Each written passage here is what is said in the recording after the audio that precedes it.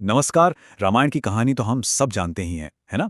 और राम का 14 साल का वनवास, ये तो उसका एक बहुत ही अहम हिस्सा है।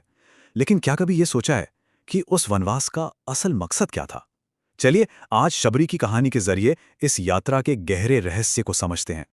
तो चलिए सीधा सवाल पूछते हैं। राम के वनवास का आखिर मुख्य उद्देश्य क्या था? वैसे ज्यादातर लोगों के जहन में इसका एक बड़ा ही साफ जवाब होता है।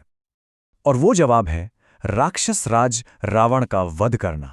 बिल्कुल, यही माना जाता है कि राम की पूरी यात्रा का जो अल्टीमेट गोल था, वो था लंका जाकर रावण का अंत करना। पर क्या यही पूरी सच्चाई है या कहानी कुछ और है? कहानी में एक बहुत ही खूबसूरत मोड़ आता है तब जब राम घने जंगल में अपनी भक्त शबरी से मिलते हैं। शबरी जो सालों से बस उन्हीं का इंतजार कर रही थीं, और यहीं वो एक ऐसा सवाल पूछती हैं जो इस पूरी कथा को देखने का हमारा नजरिया ही बदल देता है। शबरी पूछती हैं, अगर रावण का अंत नहीं करना होता तो राम तुम यहाँ कहाँ से आते? सोचिए, कितना सीधा लेकिन कितना गहरा सवाल है ये सवाल राम की यात्रा के उस मकसद को ही चुनौती देता है जिसे हम सब सच मानते आए हैं। अब जो बात असल में फैसिनेटिंग है वो है राम का जवाब। उनका उत्तर उनके पूरे वनवास को एक बिल्कुल नया मतलब दे देता है, और ये बताता है कि रावण का वध शायद मेन ऑब्जेक्टिव था ही नहीं। राम कहते हैं, भ्रम में ना पड़ो अम्मा, राम हजारों कोस चलकर इस गहन वन में आया है तो केवल तुमसे मिलने आया है। सोचिए, बस इस एक वाक्य से उन्होंने एक महायुद्ध की कहानी को एक पर्सनल, एक दिल को छू लेने वाली मुलाकात में बदल दिया। तो राम आगे बताते हैं कि उनका असली मकसद क्या था। वो इतिहास के लिए एक मिसाल, एक प्रेसिडेंट सेट करना चाहते थे।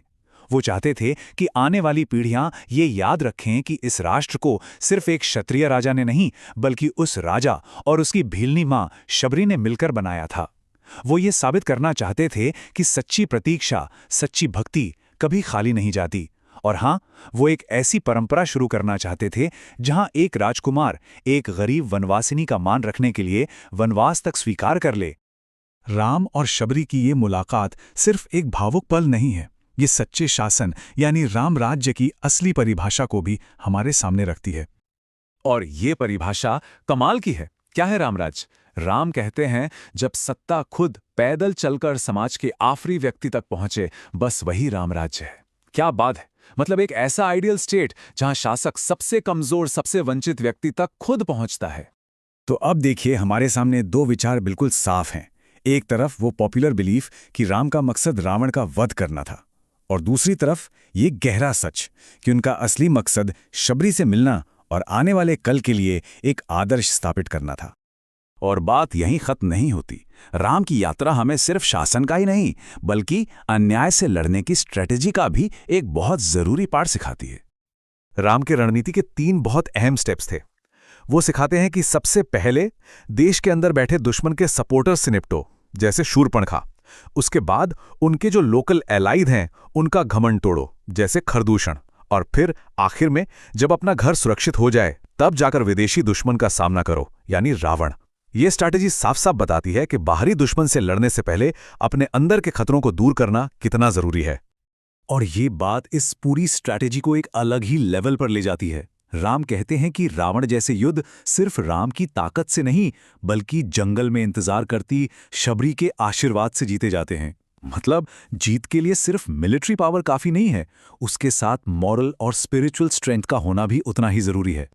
अच्छा, तो इस गहरी फिलॉसफिकल बातचीत के बाद कहानी एक बहुत ही सरल और दिल को छू लेने वाले मोड़ पर आती है। इतनी बड़ी बड़ी बातें होने के बाद शबरी बस इतना सा पूछती हैं, बेर खाओगे राम? देखिए, सादगी और प्रेम से भरा एक छोटा सा सवाल जो पूरे माहौल को ही बदल देता है। और राम का जवाब उनकी महानता को दिखाता है।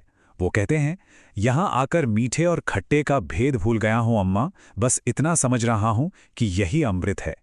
ये दिखाता है कि किसी भी भेंट की कीमत उस चीज में नहीं, बल्कि उसके पीछे की भावना में, उस भक्ति में होती है। और बस उसी पल शबरी को ये एहसास होता है कि राम असल में कौन है।